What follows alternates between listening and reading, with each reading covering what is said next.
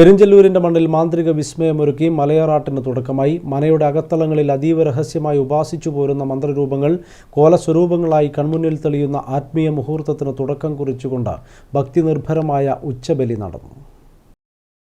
തളിപ്പറമ്പ് തലോറയിലെ ഇടവലത്ത് പുടയൂർ മനയുടെ തിരുമുറ്റത്ത് നീണ്ട 29 വർഷത്തെ ഇടവേളയ്ക്ക് ശേഷമാണ് മന്ത്രമൂർത്തികൾ ഉറഞ്ഞാടിയത്. കണ്ണേറുപാട്ടോടെയാണ് മലയറാട്ടിന് തുടക്കം കുറിച്ചത്.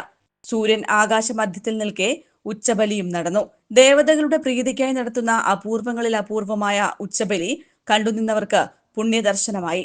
മലയറാട്ട് നടത്തുന്ന തറവാട്ടിൽ ബാധിച്ച ബാധോച്ചാടനത്തിനും ശത്രു നിവാരണത്തിനും ശേഷം തന്റെ ഉപാസനാ ദേവതയെ പ്രീതിപ്പെടുത്തുന്നതിനായി നരബലിയെ സങ്കല്പിച്ച് കൈത്തണ്ടയിൽ നിന്ന് മുറിവുണ്ടാക്കി രക്തം ചൊരിയുന്നു. ഇതോടെ ഉച്ചബലി തെയ്യങ്ങൾ രൗദ്രഭാവത്തിൽ ഉറഞ്ഞാടി.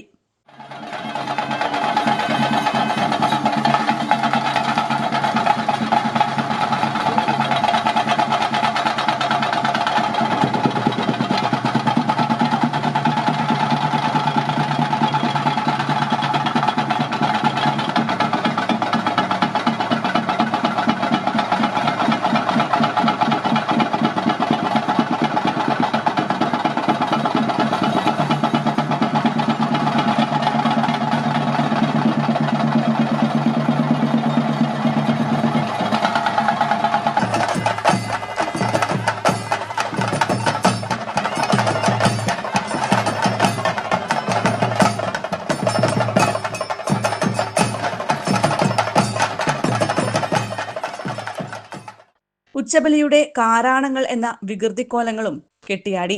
ഉച്ചബലിക്ക് ഊണിനെത്തുന്ന നരഭോജികളാണ് കാരാണങ്ങൾ.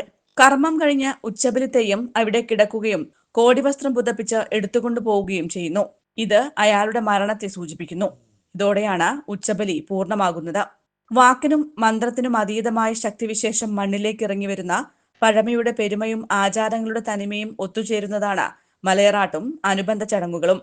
News bureau, Taliparamba.